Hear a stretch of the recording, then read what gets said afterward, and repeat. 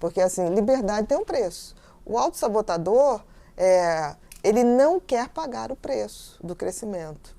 Ele tem tanto medo, porque um autossabotador, no fundo, é uma pessoa muito medrosa. Ele tem tanto medo do crescimento que ele prefere desistir no meio do caminho. E nisso ele vai largando tudo no meio do caminho.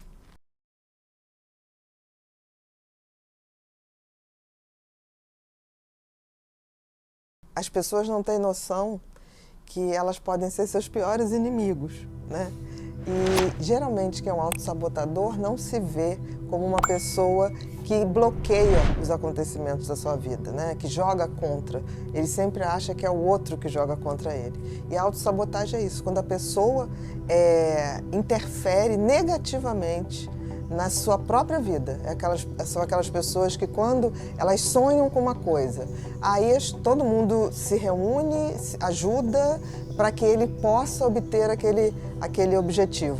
E aí quando está perto de conseguir, de começar a ir numa trilha para alcançar um determinado patamar, ele mesmo se autodestrói. É mais ou menos como uma bomba programada para estourar na hora que essa pessoa está atingindo aquilo que ele sonhou ou aquilo que ele achou que era o sonho. Um autossabotador sempre é uma pessoa que tem uma idade emocional muito aquém da sua idade real.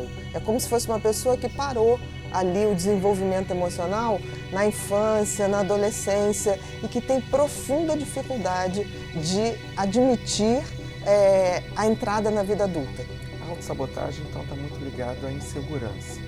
Com certeza. O autossabotador, ele tem tanto medo de assumir a sua vida adulta, a sua independência, a sua liberdade, como lidar com as frustrações, como acionar a sua resiliência, porque a resiliência a gente só consegue acionar através do sofrimento, através dos desafios, que ele prefere sair fora do jogo. Então, ele arruma uma desculpa que é ínfima, que não justifica, para ele sair dessa trilha do crescimento. Nos relacionamentos, então, quando ele está indo bem, ele precisa sair. Eu já escutei muito isso, assim, não, eu preciso terminar. Não, e termina quando está tudo bem. Né? Aí fala assim, motivo, né? Eu perdi o interesse. Não perdeu o interesse, é porque a relação está numa fase... Do amadurecimento. Exatamente. Eu tenho uma paciente que fala uma coisa tão bonitinha, que ela fala assim, você sabe o que é o amor? Você e uma pessoa vendo novela de noite, de pijaminha e óculos, e não acontecendo nada. Isso é o amor. Quer dizer, essa coisa do aconchego. Quando ela fala vendo televisão, pijaminha, duas pessoas vendo ali uma novela, um filme, é isso, né? Essa paz, essa tranquilidade. Então, o autossabotador, ele vê isso como tédio. E ele tem um pouco de uma personalidade procrastinadora também. É por causa da imaturidade, porque assim, diante da vida... É o medo de arriscar e o medo de assumir responsabilidade. Então, se eu tenho uma tarefa a fazer, na vida adulta, você tem que fazer. Ninguém vai fazer para você. Por exemplo, pagar suas contas, ir a um compromisso profissional ou ir a um compromisso social. Você não tem como mandar representante. Então, ele vai procrastinando aquilo, sempre esperando que alguém faça. E é interessante ver que os autossabotadores atraem pessoas que muito maternais, de espírito maternal, seja homem ou mulher, no sentido que está ali para acolher. E que acaba sendo muito ruim, porque sobrecarrega essa pessoa, a relação fica como mãe e filho, ou pai e filho, ou mãe e mãe.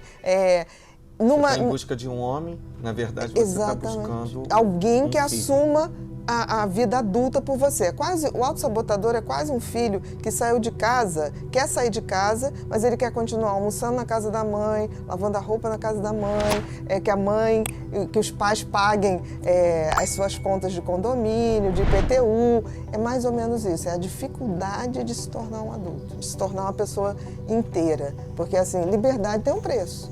O autossabotador, ele não quer pagar o preço do crescimento. Ele tem tanto medo, porque um autossabotador, no fundo, é uma pessoa muito medrosa. Ele tem tanto medo do crescimento que ele prefere desistir no meio do caminho. E nisso ele vai largando tudo no meio do caminho. Né? Tem cura, Bia? Tem cura. tem cura assim, porque não é um erro de caráter, não é um erro de índole. O autossabotador não é, ele pode até fazer o outro sofrer, mas porque antes o medo dele é muito maior. Mas a cura requer entrar no amadurecimento, admitir que vai entrar na vida adulta, querer sair dessa zona de conforto da infância e da adolescência, em que essas pessoas são tuteladas, né? Então, é mais ou menos uma síndrome de Peter Pan. Então, são pessoas muito bacanas em gerais, são pessoas muito animadas, inteligentíssimas, mas que têm um pavor tão grande de crescer, né? De se tornar realmente independentes, que eles acabam passando o tempo e eles ainda são aqueles adolescentes. Então, são amigos que durante um tempo a gente tem na mesma faixa etária e são muito divertidos, muito legais. Aí você deixa de ver 10 anos. Quando você encontra 10 anos, ele está na mesma situação de 10 anos atrás. Isso não quer dizer que a pessoa tenha que progredir nisso ou naquilo, mas ela tem que amadurecer, né? E amadurecer significa mudar a postura diante da vida. Porque assim, não tem viver sem amadurecer. Se você ficar o tempo todo, como o Peter Pan, parado ali na infância e adolescência, essa pessoa vai chegar uma hora que ela vai perceber isso e vai ser tarde, porque não tem mais tempo. Então, o autossabotador, ele está sempre achando que tem muito tempo. Ele é o impostor da sua própria vida. Na realidade, ele se sente um impostor, né? Porque ele tem medo que as pessoas descubram que ele não é tão bacana quanto ele tenta se apresentar. Mas, na realidade, as pessoas descobrem porque não há uma evolução no crescimento dele. Eu não estou falando do crescimento material, eu estou falando do crescimento de postura diante a vida. Então, são grandes amigos que você teve com 20 anos, você reencontra aos 50, aquela pessoa tem as mesmas piadas, os mesmos recursos, é como se ele não tivesse aprendido com a vida e por medo de viver. Dentro da literatura, né, da psiquiatria, do DSM-5, nós podemos colocar a palavra autossabotagem muito ligada ao transtorno de personalidade dependente. Né? Aquela pessoa que está sempre dependente do outro, a insegurança, o medo, é uma característica de muita vulnerabilidade. Sim, aí que mostra que, no fundo, a grande ferida do autossabotador é o medo da vida. Então, essas pessoas, em gerais, se atraem ou buscam parceiros e parcerias, tanto profissionais quanto afetivas, principalmente afetivas, de alguém que assuma as responsabilidades por ele.